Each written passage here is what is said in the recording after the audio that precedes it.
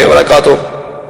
برادران اسلام، دروس سابقہ میں سیرت سرکار دو عالم صلی اللہ علیہ وسلم کے باب میں ہم نے کچھ باتیں عرض کی۔ کچھ ذکر تو تھا جزیرہ عرب کے بارے میں کہ سرکار دو عالم صلی اللہ علیہ وسلم سے پہلے اس جزیرہ عرب کا کیا حال تھا، کیونکہ اللہ نے حضور کی بعثت کے ساتھ اس کا قرآن میں بھی خاص طور پہ ذکر کیا ہے کہ وَإِن كَانُوا مِن قَبْلُ لَفِي ضَلَالٍ مُبِينٍ، کہ حضور پاک صلی اللہ علیہ وسلم کی بعثت سے پہلے یہ لوگ کھلی گمراہی میں پڑے ہوئے تھے۔ تو اس کے بارے میں ہم نے کچھ باتیں عرض کی، اور پھر اس کے بعد وہ مبشرات اور وہ مؤشرات کا معنی یعنی وہ اشارات، مبشرات کا معنی ہوتا ہے کسی چیز کے بارے میں خوشخبریاں۔ تو یہ میں نے سیرت کے پہلو سے پہلے عرض کیا تھا کہ یہ ساری چیزیں ایسے نہیں ہیں کہ خود بخود ایک اتفاق ہے، بلکہ یہ بالکل اگر آدمی بڑے تأمل سے، غور سے، فکر سے سرکار دو عالم صلی اللہ علیہ وسلم کی سیرت طیبہ کے ہر پہلو پہ نظر ڈالے تو سمجھ آتا ہے کہ خالق کائنات نے یہ سارا انتظام، یہ ساری بساط جو ہے یہ اسی لیے بچھائی گئی۔ یہ ایسا نہیں کہ اتفاق ایسا ہو جائے، یعنی آپ کسی بھی پہلو پہ نظر ڈالیں۔ یہی میں نے عرض کیا تھا کہ اس وقت دنیا میں 2 سپر پاورز تھی، ایک روم اور ایک فارس، لیکن یہ سرزمین حجاز ایک زمین تھی جس پہ دونوں سپر پاور کا کنٹرول نہیں تھا۔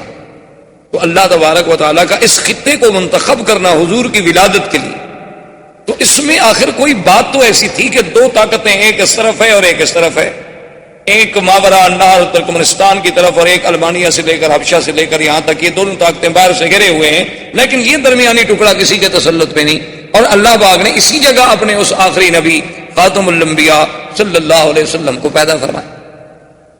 کیونکہ یہ تو پھر آپ کے اپنے تدبر پہ ہوتا ہے۔ اب دیکھیں نا جی، جیسے آج کل سنا آپ نے اور پڑھا اپنے اخباروں میں بھی، ہندوستان کا، پاکستان کا ایٹمی دھماکے کرنا، یہ ساری چیزیں آپ نے پڑھی ہے۔ تو اس پر ایک جو سائنسدان ہیں وہ اپنی نظر ڈالے گا، جو سیاسی لوگ ہیں وہ اپنی نظر سے سوچیں گے، جو اقتصادی لوگ ہیں وہ اپنی نظر سے سوچیں گے کہ اس میں کتنا فائدہ کتنا نقصان، وہ ضرب تقسیم لگائیں گے، اور عامت الناس جو ہیں وہ اپنے فکر سے سوچیں گے، اور ایک قرآن و سنت کا طالب العلم جو ہے اسے اپنے فکر و نظر کی روشنی میں سوچنا پڑتا ہے کہ یہ بھی کوئی ایسی چیز تو ضرور ہے کہ جس سال حضور صلی اللہ علیہ وسلم کی پیدائش کا سال ہے، اسی سال میں ہاتھیوں کے بادشاہ نے حملہ کیا جو آپ پڑھ چکے، اور ہاتھیوں کے حملے کو ختم کرنے کے لیے اللہ تبارک و تعالیٰ نے پرندوں کو بھیجا، ابابیل کو، بڑا معروف قصہ ہے، اور 3 پتھر لے کے آئے اور گرائے گئے اور وہ ختم کر دیے گئے ہاتھی۔ تو یہ وہ 3 پتھر کیا تھے جن کو اللہ نے خصوصی طور پہ قرآن میں ذکر کیا، وَأَرْسَلَ عَلَيْهِمْ طَيْرًا أَبَابِيلَ تَرْمِيهِمْ بِحِجَارَةٍ مِّن سِجِّيلٍ، کہ ہم نے وہ 3 پرندے بھیجے کہ ابابیل، اور تاکہ وہ ان پہ پتھر جو سجیل ایک خاص جہنم کی آگ میں پکائے گئے، عام پتھر نہیں تھے کہ پہاڑ کے اٹھا لو۔ تو اسی سے وہ ایٹم کے ذرے پہ آپ غور کریں کہ دنیا اس ذرے پہ پہنچی کہ ایک ذرے سے بھی اتنی بڑی چیزیں جو ہیں وہ تباہ کی جا سکتی ہیں۔ تو اصل چیز تو یہ اسلام نے پیش کی تھی، قرآن نے پیش کی تھی، پھر اپنی اپنی سوچ سے لوگ وہاں پہنچے کہ یہ ایٹم کا ذرہ کیا ہے۔ اچھا، اس ایٹم کے ذرے کا اس سال پیدا ہونا جس سال نبی پیدا ہوا ہو، کیا وجہ ہے آخر؟ اس پہ آپ غور کریں، اللہ نے آپ کو علم دیا ہے، پڑھے لکھے لوگ ہیں، کہ آخر اسی سال ہی اللہ پاک نے کیوں ایٹم کا ذرہ پیدا کیا؟ اس سے پہلے مختلف قوموں پہ عذاب آ چکے ہیں، کسی کو سیاح سے مارا گیا، کسی کو بجلی کی کڑک سے مارا گیا، کسی کو پانی میں ڈبویا گیا، کسی کی بستیوں کو الٹ کے پھینک دیا گیا، کہیں ہوا بھیجی گئی، لیکن یہ تک عذاب کسی پہ نہیں بھیجا گیا کہ اوپر سے ایک چھوٹا سا پرندہ اڑتا ہوا آئے اور ایک چھوٹی سی کنکر ڈال دے، اور وہ ایسے آگے حالت ایسی پیدا کر دے کہ فَجَعَلَهُمْ كَعَصْفٍ مَّأْكُولٍ، ایسے کہ جیسے کوئی گھاس کھا کھا کے چبا چبا کے جانور پھینک دیتا ہے نا، اتنی بڑی چیزیں اس طرح ہو جائیں۔ اچھا، اسی طرح آپ دوسری بات پہ غور کریں کہ جب حضور صلی اللہ علیہ وسلم کی بعثت کا زمانہ آیا تو آسمانوں پہ پہرے شدید ہو گئے۔ جنات سے کاہن کہیں بھی خبر لے آؤ، خبریں لے آؤ تاکہ ہم اپنی قوم کو خبریں دیں۔ وہ کہیں کیسے خبریں لے آئیں کہ ہم کیا کریں؟ وہ جو ہم نے خلا میں اپنے اسٹیشن بنائے تھے جہاں بیٹھ کے ہم فرشتوں کی باتیں لے لیا کرتے تھے، اب جب ہم وہاں جاتے ہیں تو ہمیں تو دہکتے ہوئے انگارے شہاب ثاقب سے مارا جاتا ہے، یعنی یہ آسمانی میزائل بھی تو اسی وقت شروع ہو گئے۔ اب آپ زمین سے میزائل بنا رہے ہیں نا، اللہ نے حضور کی بعثت کے ساتھ آسمانی میزائلوں سے جنات پہ فائرنگ شروع کروا دی۔ درس دیا امت مسلمہ کو کہ یہ نبوت عالمگیر ہے، اس کی ابتدا میں تحفظ کے لیے یہ چیزیں ضروری ہیں تو اس کے بقا کے لیے بھی یہ چیزیں ضروری ہیں۔ ایک سبق ملا قوم کہ اس کے بغیر تم پھر اس نبوت کی حفاظت نہیں کر سکتے۔ اگر تم نے اس نبوت کی حفاظت کرنا ہے تو پھر تمہیں ایسی ایسی ایجادات کو حاصل کرنا ہوگا۔ اچھا جی، وہ ایجادات آپ کو کیسے ملیں گی؟ آپ کو یہ تو کہا جا سکتا تھا نا کہ علم حاصل کرو، چاہے مکے سے حاصل کرو، علم حاصل کرو مدینے سے حاصل کرو۔ یہ کیوں کہا گیا اطلب العلم ولو بالسین، کہ علم حاصل کرنا ہو چاہے چین جانا پڑے؟ تو اس زمانے میں چین کا نام لینے کی کیا ضرورت ہے کہ اطلب العلم ولو بالسین؟ اچھا، اس کے بعد جب یہ آیت اتری وآخرین منہم لما یلحقوا بہم، کہ ایسی لوگ بھی آئیں گے جو ابھی آپ کے پاس نہیں آئے ہیں، تو صحابہ نے پوچھا حضور وہ کون لوگ ہوں گے؟ تو حضور نے سلمان فارسی پہ ہاتھ رکھا، فرمایا اس کے قبیلے کے لوگ ہوں گے۔ لو کان العلم بالسریا لینالہ رجل من فارس، اگر علم کہکشاں سریا پر بھی ہوگا تو فارس کی کوئی اولاد جو ہے وہاں جا کر بھی علم کو حاصل کرے گی۔ اچھا، ایک جگہ لفظ ہے لو کان الدین بالسریا لینالہ رجال من فارس، کہ اگر دین وہاں تک ہوگا تو ان فارس میں سے کوئی پیدا ہوگا، معنی یہ ہے کہ عجم سے کوئی پیدا ہوگا۔ فارس عجمی ہے نا عرب کے مقابلے، فارس جو ہے وہ عجم ہے نا عرب کے مقابلے پہ۔ فارس میں سے آپ کوئی ملک لے لیں، آپ یعنی او ماورا النار سارا چلے جائیں، وہ سب فارس کہلائے گا۔ تو ایک عرب تھے، فارس تھے، روم تھے، تو فارس عجم میں آئے گا۔ تو معنی یہ ہے کہ عجمی لوگ دین میں بھی اتنی آگے بڑھیں گے کہ جیسے امام ابو حنیفہ رحمۃ اللہ علیہ، اور یہ جدید ٹیکنالوجی میں بھی بڑھیں گے تو وہی عجمی ہوں گے۔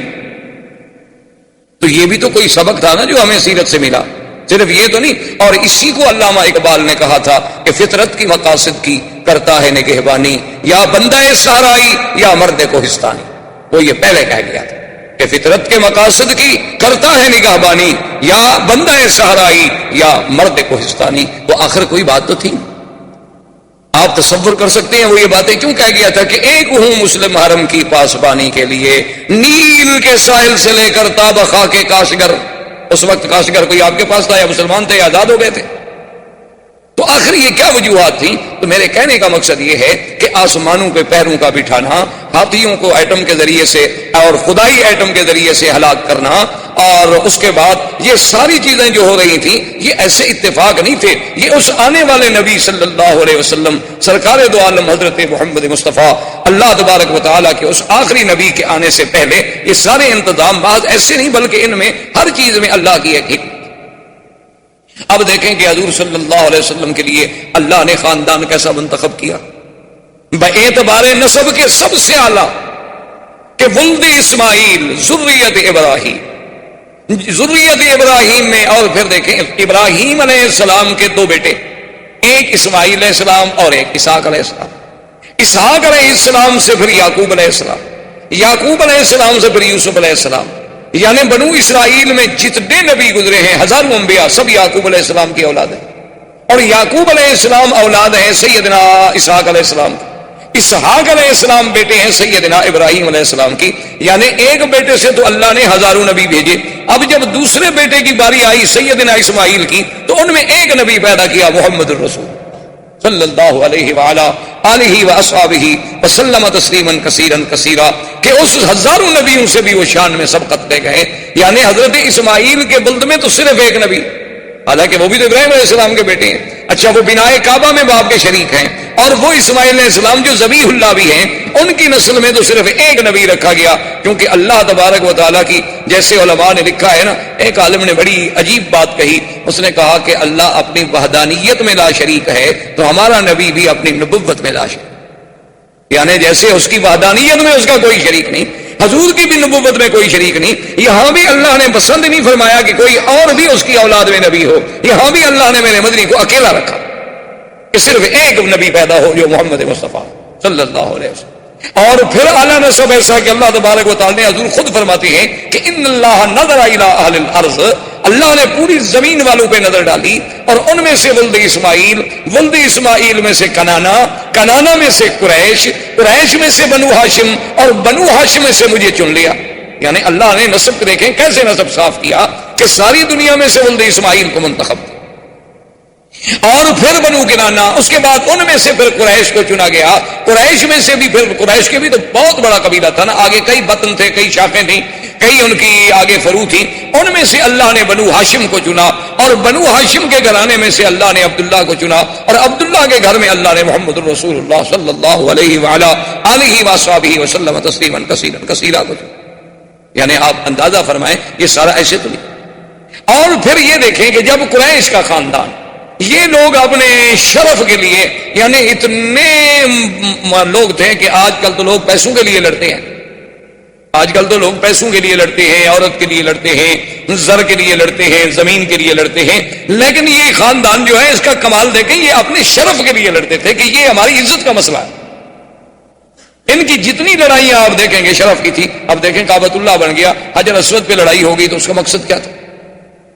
حجر اسود پہ لڑائی ہو گئی اور لڑائی کا بھی یہ عالم تھا کہ باقاعدہ خون کے پیالے بھر کے ہاتھ ڈبوئے گئے، خون کے پیالے بھر کے رکھے گئے. قریش کے سرداروں نے اس میں ہاتھ ڈالے، ہاتھ ڈال کے پھر ایک دوسرے سے ہاتھ ملائے کہ ہم خون دے دیں گے، اپنا آخری قطرہ تک بہا دیں گے، لیکن حجر اسود ہم رکھیں گے تاکہ قیامت تک یہ شرف ہمیں ملے کہ فلاں قبیلے نے حجر اسود رکھا تھا، فلاں آدمی نے حجر اسود رکھا تھا اللہ کے کعبے میں. سب لڑنے مرنے پہ تیار ہو گئے. لڑائی کس بات کی تھی؟ شرف. یہ شرف ہمیں ملا.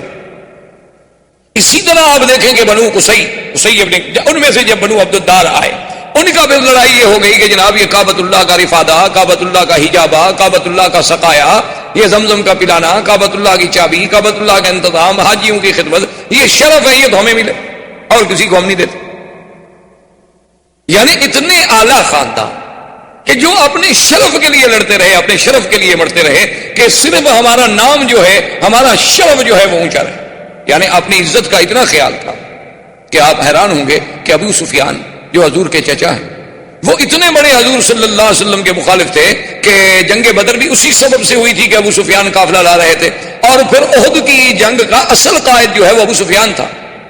یعنی حضور سے جنگ لڑنے کے لیے مکے سے مدینہ پہنچا، اتنی عداوت رکھنے والا آدمی. لیکن جب حضور کی شادی ام حبیبہ سے ہو گئی رضی اللہ تعالی عنہا، جو ابو سفیان کی بیٹی تھی، وہ مسلمان ہو گئی تھی، اپنے شوہر کے ساتھ حبشہ چلی گئی. وہاں اس کے بعد جب بیوہ ہوئی اور اس کے بعد وہاں سے فارغ ہوئی تو پھر ان کا نکاح حضور سے ہوا جو نجاشی بادشاہ نے کیا. حق المہر بھی نجاشی بادشاہ نے ادا کی. تو جب ام حبیبہ حضور کی بیوی بن گئی اور ابو سفیان کو پتہ چلا، اس نے کہا بات یہ ہے کہ ھذا فعل لا یجدع انفہ، کہ اب محمد مدنی کی ناک کو نیچے نہیں کیا جا سکتا. اب ان کو اتنا بڑا شرف مل گیا ہے کہ ابو سفیان کی بیٹی اس کے گھر میں ہے، تو جب میری بیٹی کا وہ شوہر ہو اب اس کا ناک نیچے کون کر سکتا؟ اب تو اتنے بڑے سردار کی بیٹی اس کے گھر میں چلی گئی. یعنی اپنے شرف پہ مر مٹنے والی قوم. اور پھر جناب آپ دیکھیں کہ عبد المطلب کے بھی اس بیٹے کے گھر میں حضور پیدا ہوتے ہیں جس کا نام عبداللہ ہو. یعنی آپ اندازہ فرمائیں. اسی لیے آپ دیکھیں نا جی کہ لفظ، حالانکہ اس زمانے میں تو عام نام ہوتے تھے، عبداللہ، عبدالعزیٰ، عبدالبنات، فلاں بتوں کے نام پر نام رکھے جاتے تھے، لیکن اس نام کا انتخاب بھی تو کوئی قدرت کی طرف سے ہو رہا تھا نا کہ میرے مدنی کے نام کے ساتھ ان کے کسی نسب میں کوئی ایسا نام بھی نہ آئے نا جس میں شرک کی بو آتی ہو. اللہ تبارک و تعالیٰ کی حکمت. یہ سارے اہتمامات کے بعد اب دیکھیں کہ جا آپ کی والدہ، پھر اس کا نسب جو ہے، چونکہ حضور کا مولد کیا تھا؟ مکہ، اور حضور کا مہجر کیا ہے، مقام ہجرت کیا ہے؟ طیبہ اور مدینہ. تو بی بی صاحبہ، بی بی آمنہ جو ہے ان کا گھر جو ہے مدینہ میں ہے. اچھا، آگے جا کے نسب جو ہے وہ عبد مناف میں حضور سے مل جاتا ہے. حضور صلی اللہ علیہ وسلم کا نسب آپ دیکھیں گے، محمد ابن عبداللہ ابن عبد المطلب، ہاشم ابن عبد مناف، قصی ابن کلاب، یہ عبد مناف میں جا کے آمنہ بنت وہب، آگے عبد مناف، پھر جا کے حضور صلی اللہ علیہ وسلم نے نسب مل گیا. اچھا، تیسری بات دیکھیں جو حضور پاک نے فرمائی اپنی سیرت میں، اور کتنی بڑی بات ہے. فرمایا ولدت من نکاح، آپ نے فرمایا کہ اللہ تبارک و تعالی نے میرا سلسلہ سیدنا اسماعیل سے لے کر میری اماں آمنہ تک، فرمایا اسلاب طاہرت بارہا من طاہرات، اللہ نے مجھے منتقل جو کیا ہے تو حضرت اسماعیل سے لے کر میری والدہ آمنہ تک کسی عورت نے گناہ نہیں کیا. یعنی اللہ نے کیسے محفوظ رکھا اس سلسلے کو کہ جہاں جہاں حضور صلی اللہ علیہ وسلم کا نسب جڑتا گیا کفر تو آیا لیکن ان عورتوں میں گناہ نہیں آیا. یعنی وہ کافرہ تو ہو سکتی ہیں لیکن ناپاک نہیں تھیں، چونکہ وہ سلسلہ نقل ہوتا چلا آ رہا ہے حضور صلی اللہ علیہ وآلہ وسلم کا، ایک باپ سے دوسرا، پھر تیسرا، پھر چوتھا، حتیٰ کہ بی بی آمنہ تک یہ سلسلہ چلا. اور اسی طرح بی بی آمنہ فرماتی ہیں سرکار دو عالم صلی اللہ علیہ وسلم کا جب حمل مبارک ٹھہرا، جب حضور صلی اللہ علیہ وسلم ابھی بطن والدہ میں تشریف لائے تو فرماتی ہیں خدا کی قسم ہے کہ ایسا حمل تو مجھے پہلے کبھی دیکھنے کا بھی اتفاق نہیں ہوا کہ یہ پہلا حمل تھا جس میں مجھے تکلیف نہیں ہوتی تھی، ورنہ حمل ایک شکل ہے، ایک بوجھ ہے ماں کے لیے. لیکن فرماتی ہے لما حملت بمحمد صلی اللہ علیہ وسلم، جب میں حضور صلی اللہ علیہ وسلم میرے بطن میں آئے تو اتنے خفیف کہ مجھے کبھی محسوس ہی نہیں ہوا کہ میرے پیٹ میں کوئی بوجھ ہے. اور اس کے بعد بی بی صاحبہ فرماتی ہیں کہ میں نے ایک دن اسی حمل کی حالت میں خواب دیکھا. میں نے خواب دیکھا اور خواب کیا دیکھتی ہوں کہ میرے بطن مبارک سے ایک نور نکلا ہے اور وہ پوری کائنات پہ چھا گیا ہے، روشنی اس کی جو تھی ساری زمین پہ پھیل گئی ہے. میں سوچتی رہی کہ اس خواب کا کیا تعبیر ہو سکتی ہے. تو اس زمانے میں جو کاہن تھا وہ لوگ کاہنوں کے پاس ہی جاتے تھے، انہی سے ان کے اعتقادات تھے. اس سے جب میں نے پوچھا تو اس نے کہا ان لابنک ھذا شان، جو تیرے پیٹ میں بچہ ہے نا، معلوم ہوتا ہے یہ کوئی بڑے شان والا بچہ ہے، اس کا دین جو ہے وہ پورے روئے زمین پہ پھیلے گا. تو بی بی کہتی ہیں میں سوچتی تھی کہ کیسے وہ دین ہوگا، کیا دین ہوگا، چونکہ ان کے تصور میں نبوت اور رسالت کا تو کوئی تصور بھی نہیں. اچھا اسی طرح اب آپ حیران ہوں گے کہ بھئی حضور صلی اللہ علیہ وسلم کے ولادت پہلے اچھا بی بی کہتی ہیں کہ میں ایک دفعہ گزر رہی تھی، گزر رہی تھی تو ندا آئی، آواز آئی، اور آواز یہ آئی میرے کانوں میں کہ ابشری ابشری یا آمنہ، اے بی بی آمنہ تمہیں مبارک. کہتی ہے میں رک گئی، مجھے آدمی کوئی نظر نہ آئے، مجھے کوئی سمجھ نہ آئے کہ اس مبارک کا کیا مطلب ہو سکتا ہے. خیر بات آئی گئی ہو گئی. کہتی ہے کہ پھر کئی دن کے بعد جب میں گزری علیحدہ ان پہاڑی علاقوں میں سے جا رہی تھی تو پھر آواز آئی کہ ابشری یا آمنہ، اے بی بی آمنہ تمہیں مبارک ہو، فإنک قد حملت بأحمد، کہ اب تیرے بطن میں جو بچہ پیدا ہونے والا ہے اس کا نام احمد ہو. تو کہتی ہے میں حیران ہو گئی کہ کیا بچہ ہے، ابھی نام بھی نہیں، ہمارے تو تصور میں نہیں. حضرت حسان ابن ثابت جو شاعر ہیں میرے مدنی پاک رضی اللہ تعالی، بہت بڑے شاعر تھے عرب کے، اور حضور صلی اللہ علیہ وسلم سے انہیں اتنی محبت تھی کہ جب بھی کسی نے حضور کی شان میں کوتاہی کی تو حضرت حسان نے جواب دیا. ایک دفعہ کفار قریش نے کچھ بات کی تو حضرت حسان نے کہا کہ یا رسول اللہ مجھے اجازت دیں کہ میں قریش کو جواب دوں. آپ نے فرمایا حسان تم قریش کو کیسے جواب دو گے، آخر میں بھی تو قریش میں سے ہوں نا، کیونکہ جب تم قریش کا گلہ کرو گے تو آخر میں بھی تو کرچی ہوں، جب تم قریش کی تنقید کرو گے تو قریش میں تو میں بھی شامل ہوں. تو اس نے کہا حضور آپ نے دیکھا ہے کہ کوئی بال اگر کسی آٹے میں پڑ جائے تو عورت اس کو کیسے نکالتی ہے، اس پر کوئی آٹے کا نشان بھی نہیں رہتا. خدا کی قسم میں قریش میں سے آپ کو ایسے نکال لوں گا کہ آپ کی ذات پر تو کوئی میل نہیں آنے دوں گا. حضور صلی اللہ علیہ وسلم یہ وہ شخص ہے جس کو مسجد الحرام میں خود ممبر دیتے تھے اور فرماتے تھے کہ اس ممبر پہ کھڑے ہو کے جواب دو. اور جب حسان جواب دیتے تو حضور دعا کرتے تھے اللہم ایدہ بروح القدس، کہ یا اللہ جبریل کے ذریعے میرے صحابی کے دماغ میں مضمون ڈال. یہ وہ شان والا آدمی ہے. وہ کہتے ہیں میری عمر 7 سال تھی، 7 سال تھی اور میں مدینہ منورہ میں اپنے فیملی رشتہ داروں کے پاس تھا، اور 7 سال کا بچہ کوئی ادھر سوچ ہی نہیں، کوئی تصور ہی نہیں. کہتے ہیں کہ وہاں کا جو سب سے بڑا کاہن تھا، میں نے ایک دن دیکھا، کیا دیکھتا ہوں کہ صبح صبح وہ مدینہ منورہ کے یہود کے قلعے کے اوپر چڑھا ہوا ہے اور پکار کے اور زور زور سے کہہ رہا ہے کہ یا ایھا الناس یا ایھا الناس قد طلع نجم احمد، کہ اے لوگوں وہ احمد کا ستارہ طلوع ہو گیا ہے. وہ ستارہ آ گیا اپنے برج میں. لوگوں نے کہا کہ بھی کیا مانا؟ انہوں نے کہا کہ جو اس امت کا نبی پیدا ہونا ہے اس کا نام احمد ہوگا، تو وہ ستارہ جو ہے اب اپنے مدار میں آ گیا ہے. مانا یہ تھا کہ حضور صلی اللہ علیہ وسلم کا حمل مبارک ٹھہر چکا ہے. تو اب یہود کا سردار اور ان کا کاہن وہاں یہ شور کر رہا. عبد المطلب کہتے ہیں کہ میں شام کی طرف نکلا تجارت کے لیے. میرے ساتھ 3 آدمی اور تھے قریش کے. تو وہاں ہم جب شام میں آئے تو کچھ یہودی علماء راہب بڑے بڑے جو تھے انہیں پتہ چلا کہ مکے کے کچھ لوگ آئے ہوئے ہیں. تو انہوں نے ہم سے رابطہ کیا, ہم سے ملے. جب ہم سے پوچھا کہ آپ لوگ کون ہیں, ہم نے کہا قریش ہیں. کہاں سے آئے؟ انہوں نے کہا مکہ سے آئے ہیں. کیوں آئے؟ انہوں نے کہا تجارت کے لیے. انہوں نے کہا اچھا ایک بات ہم آپ کو بتاتے ہیں کہ ابھی تھوڑی سی مدت باقی رہ گئی ہے کہ سرزمین مکہ میں ایک بچہ پیدا ہوگا اور وہ نبی ہوگا اس امت کا, اور وہ بچہ جو ہے اس کا نام محمد ہوگا صلی اللہ علیہ وسلم. وہ نبی ہوگا اس امت کا اور نام محمد ہوگا صلی اللہ علیہ وسلم. تو عبد المطلب کہتے ہیں کہ ہم چاروں نے یہ بات دماغ میں رکھ لی. اب عبد المطلب کہتے ہیں میرا تو بچہ پیدا ہونے کا رہا, میں تو بوڑھا ہو گیا تھا. میں نے دل میں یہ فیصلہ کر لیا کہ میرے بچوں میں سے جس بچے کے گھر میں بچہ پیدا ہوگا تو میں نام محمد رکھوں گا, پتہ نہیں شاید وہی نبی بن جائے. اور ان چاروں نے بھی فیصلہ کر لیا کہ ہمارا اگر کوئی بچہ پیدا ہوگا تو ہم بھی نام محمد رکھیں گے. اور خدا کی شان ہے کہ ان سب کے لڑکے پیدا ہوئے تو سب نے نام محمد رکھا, اور عبداللہ کے گھر میں جب حضور پیدا ہوئے تو عبد المطلب نے بھی نام محمد رکھا. تو اب نام کے لیے بھی پہلے سے اہتمام کیا جا رہا ہے کہ نام بتانے کے لیے بھی احبار و رہبان جو ہیں پہلے خوشخبریاں دے رہے ہیں کہ ایک نبی پیدا ہوں گے جن کا نام محمد ہو. اچھا پھر نام پہ بھی غور کریں. ایک نام وہ ہے جو آسمانوں میں تھا اور ایک نام وہ ہے جو زمین میں آیا. آسمانوں میں آپ کا نام احمد تھا, اسی لیے سیدنا عیسیٰ علیہ السلام نے قرآن پاک میں جو آتا ہے آپ نے جو خبر دی تھی وَمُبَشِّرًا بِرَسُولٍ يَأْتِي مِن بَعْدِ اسْمُهُ احمد, فرمایا میں خوشخبری دیتا ہوں کہ میرے بعد جو نبی آئے گا اس کا نام احمد ہو. تو پہلا نام حضور کا احمد ہے, اور جب زمین کا نام ہے تو وہ محمد ہے. اور ان دونوں ناموں پہ غور کریں. احمد کا معنی سب سے زیادہ حمد کرنے والا.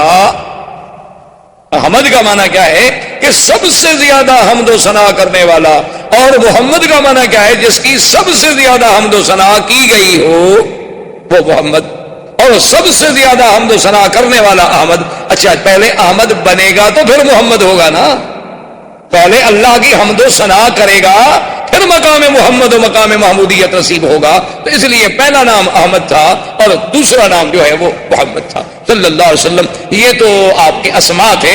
ویسے اسماء صفاتی تو قرآن میں اللہ نے بڑے ذکر کیے. قرآن میں نام محمد بھی موجود ہے اور احمد بھی موجود ہے. مبشرم برسول یأتی من بعد اسمہ احمد, اور کہیں فرماتے ہیں ما کان محمد ابا احد من رجالکم ولکن رسول اللہ, محمد بھی نام. اور کہیں فرماتے ہیں وما محمد الا رسول, اور کہیں فرمایا محمد الرسول اللہ. اس سب اچھا صفاتی نام بھی موجود ہیں. وما ارسلناک الا رحمتا للعالمین, اور اسی طرح یا ایھا النبی انا ارسلناک شاہدا ومبشرا ونذیرا, اور کہیں فرماتے ہیں لقد جاءکم رسول من انفسکم عزیز علیہ ما عنتم حریص علیکم بالمؤمنین رؤوف الرحیم, اور کہیں فرماتے ہیں وما ارسلناک الا رحمتا للعالمین. تو یہ سارے اسماء جو ہیں قرآن میں بھی موجود ہیں. اچھا اور خدا کی شان دیکھو کہ نام محمد تو قرآن میں ہے لیکن اللہ نے کہیں یا محمد نہیں کہا. درود شریف تو پڑھ لیا کریں کم سے کم اتنا احساس ہو کہ بھئی حضور کے ساتھ محبت کا یہ فرض ہے کہ جب نام آئے تو فوراً زبان پہ درود شریف آ جانا چاہیے امتی کے. تو بہرحال میرے کہنے کا مقصد یہ تھا کہ عظمت سیرت رسول پاک پہ نظر ڈالیں کہ اللہ نے حضور کا نام تو قرآن میں 4 دفعہ لیا لیکن کسی جگہ یہ نہیں کہا کہ یا محمد. جیسے فرمایا یا عیسی ابن مریم اانت قلت للناس, یا عیسی, یا زکریا انا نبشرک بغلام اسمہ یحییٰ, یا زکریا, یا یحییٰ خذ الکتاب بقوہ, یا آدم اسکن انت وزوجک الجنہ.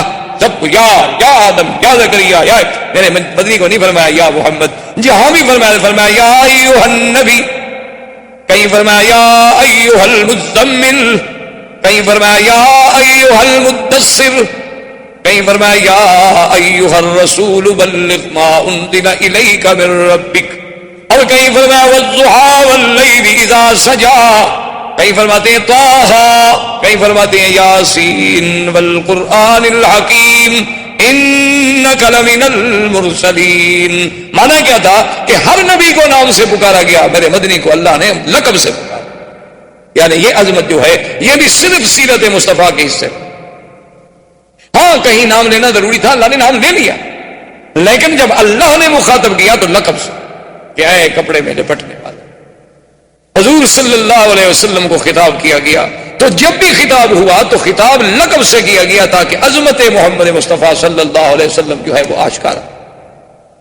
اور اسی طرح جناب آپ دیکھیں کہ بی بی صاحبہ بی بی آمنہ کہتی ہیں کہ جب حضور صلی اللہ علیہ وسلم، اور خدا کی شان ہے، اسی لیے میں نے عرض کیا تھا نا کہ ذرا غور کریں کہ ولادت کے لیے اللہ نے مکان منتخب کیا تو کون سا، یعنی جہاں آپ کا مولد ہے وہ مقام کون سا ہے کہ جس کی اللہ قرآن میں قسمیں کھا رہے ہیں کہ لا اقسم بہذا البلد، اور وہ مقام ہے کہ اول بیت وضع للناس للذی ببکۃ مبارکا، سب سے پہلا گھر. اچھا پھر دیکھیں جوڑ دیکھیں، گھر سب سے اول، نبی سب سے آخر، یعنی اول بیت اور آخرہ نبی، یعنی خدا کی شان. اچھا پھر یہ ہے کہ کعبہ بھی مرکز اور ہدی للعالمین، اور میرا مدنی بھی رحمت للعالمین. اور اسی طرح جیسے کعبے کا وجود بقائے عالم کا سبب ہے کہ جب تک کعبہ ہے دنیا قائم ہے، کعبہ ختم ہوگا دنیا مٹ جائے گی. میرے مدنی کی نبوت آخری ہے، جب تک حضور صلی اللہ علیہ وسلم کا دین قائم ہے دنیا قائم ہے، ورنہ اس کے بعد دنیا فنا ہو جائے گی. تو اللہ نے اپنے نبی کے لیے مولد چنا تو کون سا، مکہ، جو ساری کائنات میں سب سے افضل سرزمین. اچھا اور زمان چنا تو کون سا، ربیع الاول. ربیع الاول، ربیع کا موسم آپ جانتے ہیں کہ سب سے اچھا موسم کیا ہوتا ہے، ربیع. اور زمانہ چنا تو ربیع الاول، مکان چنا تو کعبۃ المشرفہ، اور سنہ کون سا چنا، اصحاب الفیل، کہ جس میں کفر کی قبتوں کو ختم کر کے اسی سال محمد مدنی کو پیدا کیا گیا صلی اللہ علیہ وآلہ آلہ واصحابہ وسلم تسلیما کثیرا کثیرا. اور اس کے بعد جب پیدا ہوتے ہیں تو آپ اندازہ فرمائیں کہ بی بی صاحبہ فرماتی ازاد منہا، فرماتی ہیں ایسا نور ہوا کہ ازاد منہا قصور الشام، کہ شام کے محل نظر آنے لگے اور کسرا کے محل کے کنگرے گر گئے.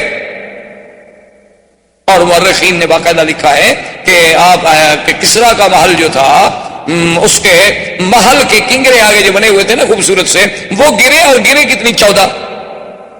جب 14 کنگرے گر گئے تو بادشاہ کو گھبراہٹ پیدا ہو گئی. اب جناب اس نے کہا کہ فوراً احبار رہبان کو بلاؤ.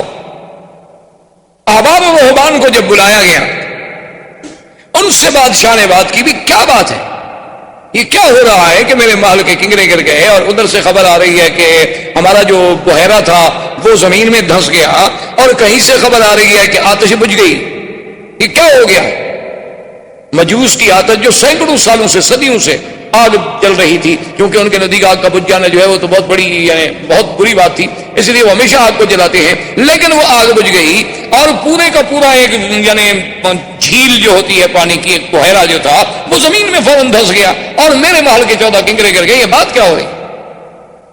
انہوں نے پھر اپنے اس نجوم سے یا جنات سے یا جس ذریعے سے یعنی احوال سنے تو انہوں نے کہا کہ معلوم یہ ہوتا ہے کہ اس امت کا ایک نبی پیدا ہوا ہے جس کی وجہ سے یہ سب کچھ ہو رہا ہے. تو اس نے کہا کہ اچھا یہ 14 کنگرے کا کیا معنی ہے؟ انہوں نے کہا کہ اب آپ کی حکومت جو ہے صرف اس وقت تک رہے گی، اب 14 بادشاہ ہیں جو حکومت کریں گے آپ کے ملک پر، اس کے بعد پھر آپ کا ملک پر حکومت نہیں رہے گی، آپ کی شہنشاہیت نہیں رہے گی. انہوں نے کہا عجیب بات.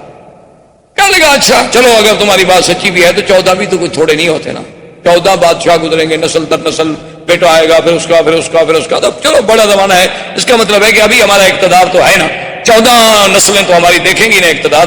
تو انہوں نے کہا یہ تو ہم نہیں کہہ سکتے، لیکن 14 ضرور دیکھیں گے، لیکن کتنی مدت میں دیکھیں گے یہ آپ کو ہم نہیں بتا سکتے. اللہ کی شان دیکھیں کہ اگلے 4 سال میں 10 مر گئے فوراً، کیونکہ حضور نے آ کے کہنا تھا لا کسرا ولا قیصر.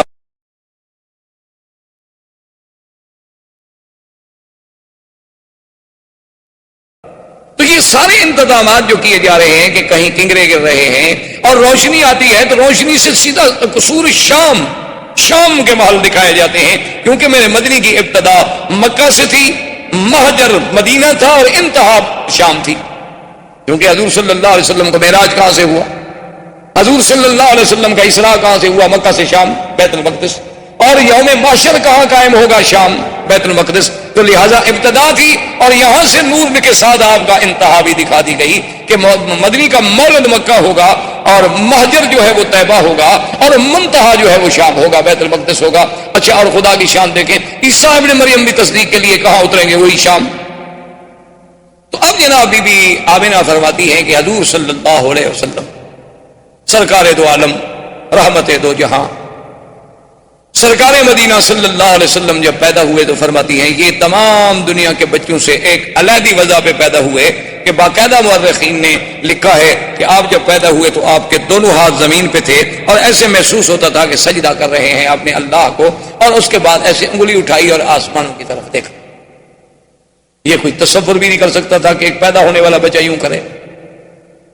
بعض علماء نے تو حضور کا کلام بھی نقل کیا ہے کہ جیسے مہد میں عیسیٰ علیہ السلام نے کلام کیا، اسی طریقے سے یعنی گود میں اس ماشتہ کے بیٹے نے کلام کیا، اصحاب اخدود کے واقعے میں باقاعدہ ایک بچے نے کلام کیا، موسیٰ علیہ السلام پہ جب تہمت لگی تو بچے نے کلام کیا، یوسف علیہ السلام پہ جب تہمت لگی تو بچے نے کلام کیا۔ تو بعض علماء نے نقل کیا ہے کہ حضور نے بھی کلام کیا، اور بعض نے تو اتنا لکھا ہے کہ پہلا کلام ہی یہ تھا، اللہ اکبر کبیرہ والحمد للہ کثیرا وسبحان اللہ بکرۃ واصیلا۔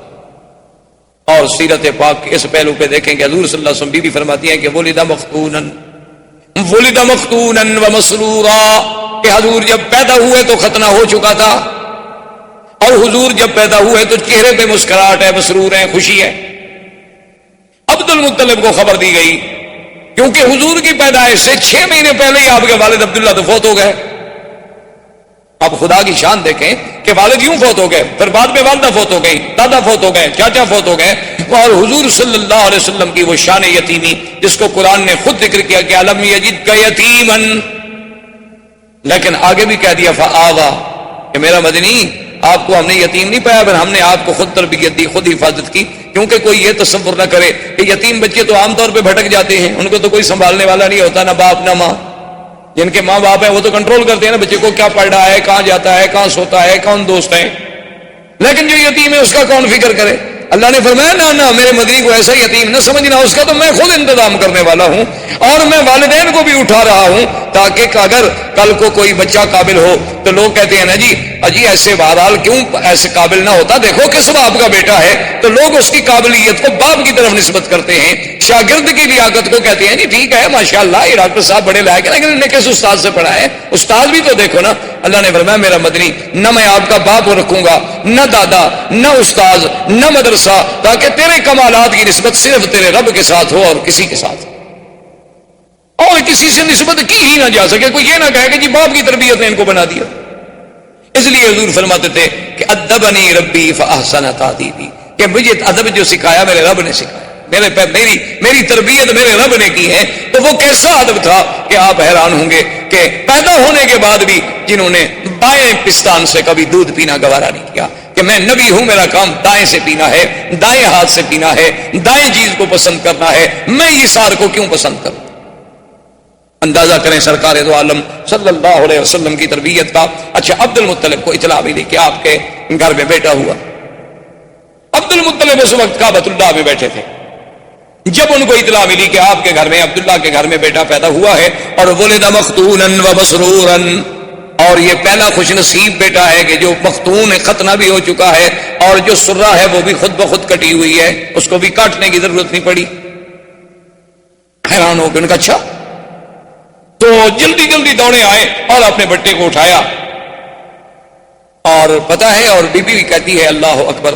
اب حالانکہ دیکھیں کہ اس وقت نہ توحید ہے نہ دین ہے، لیکن بی بی آمنہ کہتی ہے کہ حضور کے پیدا ہونے کے بعد جو پہلا لفظ میں نے کہا نا حضور کے لیے، جو پہلا کلمہ میرے منہ سے نکلا، اور وہ کیوں نکلا؟ وہ فرماتی ہے کہ میں ابھی حضور میرے پیٹ مبارک میں تھے کہ میں یہ سن چکی تھی آواز کہ جب بچہ پیدا ہو یوں کہنا اعیذک باللہ الواحد من کل حاسد، کہ میں تمہیں اس اللہ واحد کی پناہ میں دیتی ہوں ہر حسد کرنے والے سے۔ یعنی پہلا کلمہ جو ہے وہ بھی اللہ سے پناہ پکڑے، اور حضور صلی اللہ علیہ وسلم کو اللہ کی حفاظت میں دے رہی۔ عبد المطلب نے جو اٹھایا حضور صلی اللہ علیہ وسلم کو اپنے ہاتھوں پہ، تو فوراً کعبۃ اللہ کے اندر لے گئے۔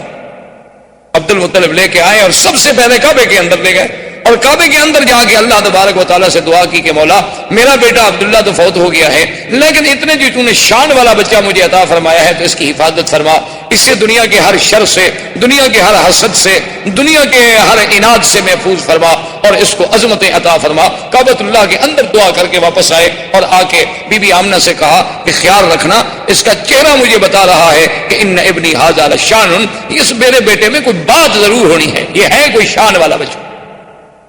اور اسمیہ محمدہ، میں آپ کا نام محمد تجویز کرتا ہوں۔ اور سرزمین عرب میں یہ رواج تھا کہ جب بچہ پیدا ہوتا تھا تو وہ خود دودھ نہیں پلاتی تھی مائیں، دودھ پلانے کے لیے انہیں دیہاتوں میں بھیجا جاتا، دور بھیجا جاتا تھا شہروں سے، اور انہیں دور رکھا جاتا تھا۔ اس کی وجہ مورخین نے لکھی ہے کہ اصل ایک وجہ تو یہ تھی کہ شہر کی فضا اور جو اور خوراک اتنی صاف نہیں ہوتی جتنی دیہات کی صاف ہوتی۔ دیہات کی فضا بھی قدرتی بات ہے صاف ہوتی ہے، اور ہوا بھی اور غذا بھی۔ اب بھی دیکھ لیں آپ، شہر میں آپ کو وہ نعمت میسر نہیں آ سکتی، جب آپ اپنے علاقوں میں، اپنے وطن میں، دیہات میں جاتے ہوں گے تو عجیب سی بات ہوتی۔ یعنی آپ، مجھے ایک دفعہ میں سفر کر رہا تھا تو ہمارا علاقے کے ساتھ ہی، جسے آپ کہتے ہیں نا سہارا، یا آپ کے ہندوستان میں بھی راجستھان کا جیسے علاقہ ہے، وہ بھی اسی طرح ہمارے ساتھ بھی پاکستان میں راجستھان کے سہارا کا علاقہ ہے، اور وہ ہمارے ڈسٹرکٹ سے قریب ہے۔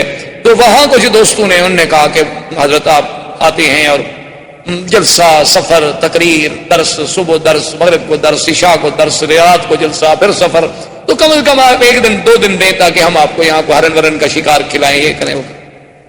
خیر میں نے کہا 2 دن والی بات تو ہو نہیں سکتی، ایسا کریں گے چلو کبھی آپ کے ساتھ شکار کیا ہم نے کھیلنے ہیں تو رات کو آ جائیں گے۔ تو وہاں جب میں گیا تو میں کہنے کا مقصد یہ تھا کہ مجھے اتنی جناب گلے میں تکلیف، نزلہ، زکام، تھکان، اتنی بدن ٹوٹ رہا ہے۔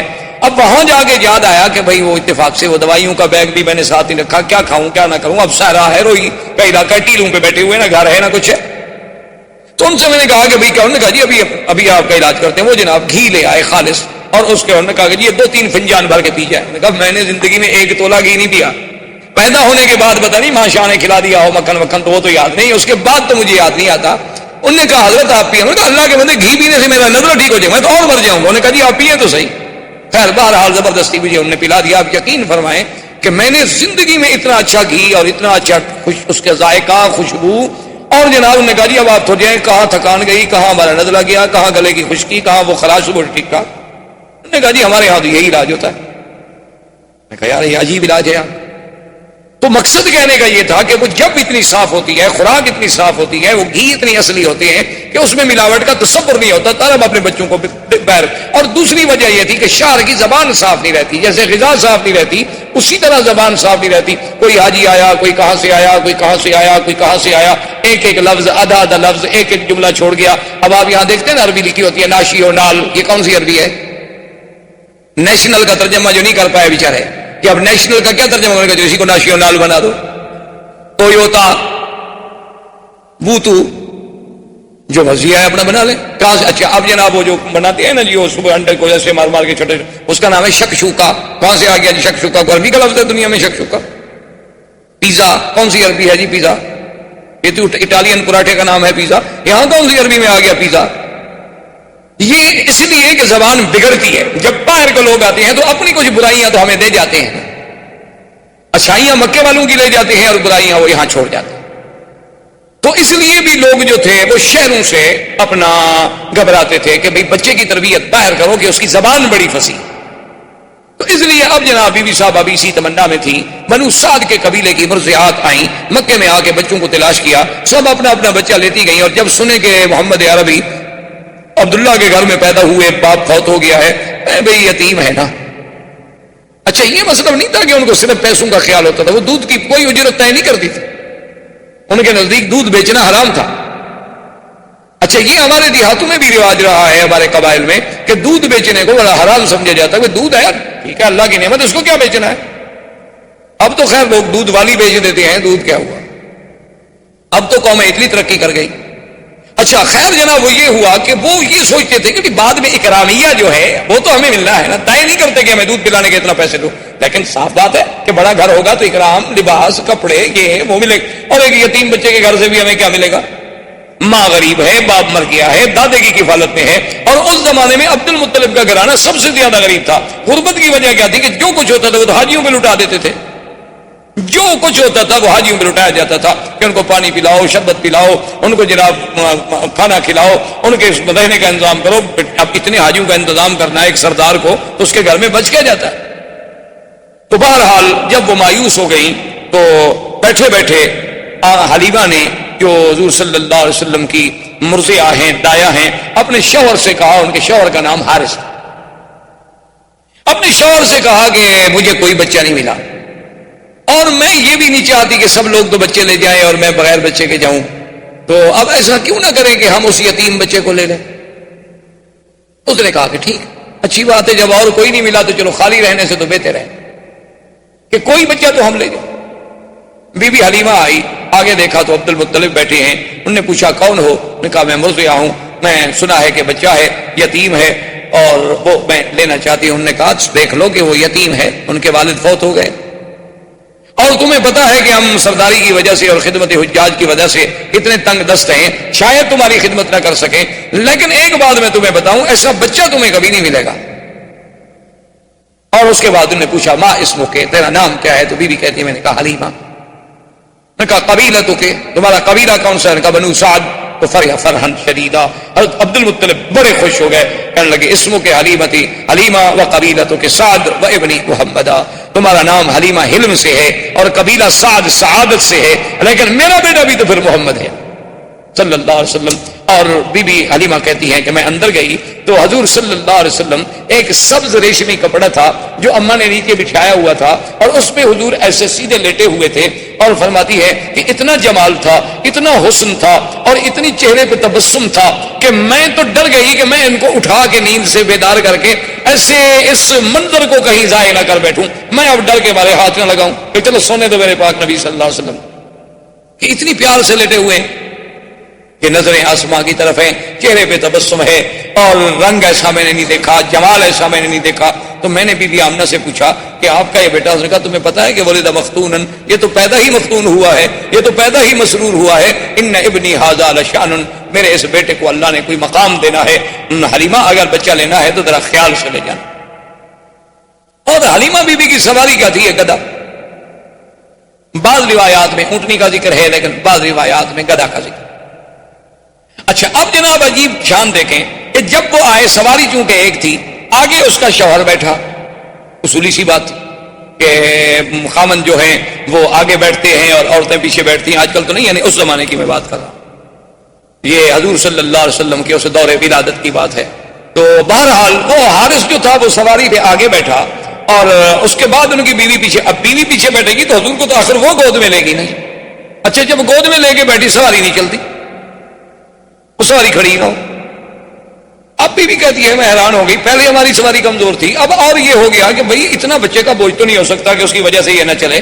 تو کہتی ہے کہ میں نے کہا اپنے شوہر سے کہ ایسا کرو کہ سواری ایک تو کمزور ہے، دوسرا شہر میں آنے کے بعد بھی سواری جو ہے جانور پر اثرات ہوتے ہیں، ابھی تم اس کو آگے پکڑ کے چلاؤ، جب باہر نکل جائیں گے پھر سم بیٹھ جانا۔ تو جب میرا خاوند اترا، اس نے آگے پکڑا تو چل پڑی، اور جب ہم شہر سے نکل گئے ہم نے پھر سواری کو بٹھا دیا، پھر اسی طرح بیٹھے، پھر وہ رک گئی۔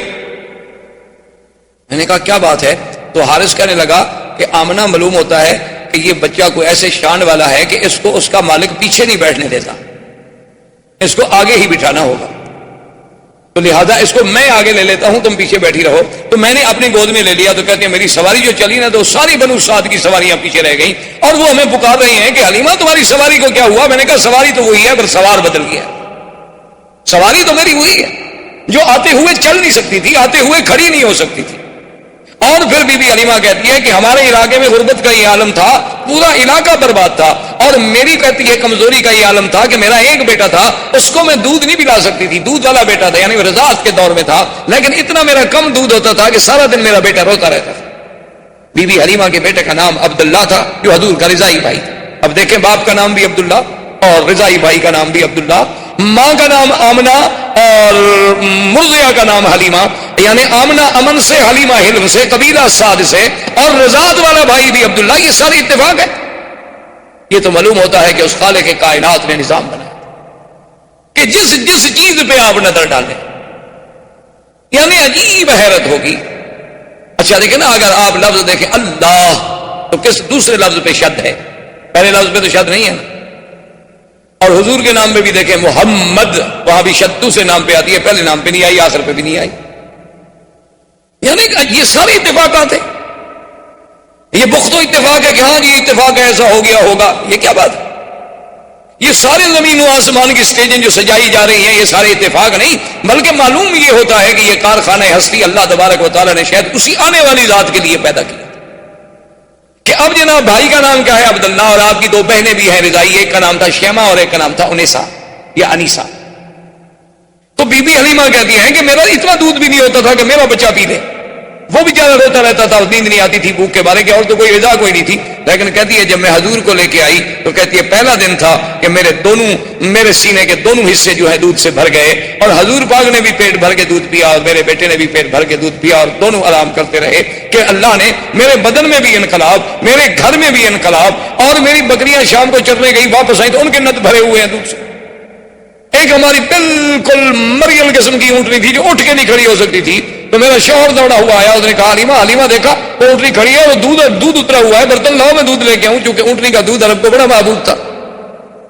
تو اللہ تبارک و تعالیٰ نے حضور پاک صلی اللہ علیہ وسلم کی بی بی حلیمہ کے گھر جانے سے وہ ظاہری برکتیں، وہ باطنی برکتیں، وہ معنوی برکتیں، وہ حصی برکتیں، وہ وجودی برکتیں ایسے اظہار ہوئے کہ دنیا دنگ رہ گئی. اور پھر بی بی کہتی ہے کہ حضور کے اپنے بدن میں جو بڑھنے کا انداز تھا، یعنی عجیب حیرت کی بات تھی کہ جو بچہ ایک مہینے میں بڑھتا ہے اتنا حضور ایک دن میں بڑھ جاتے تھے.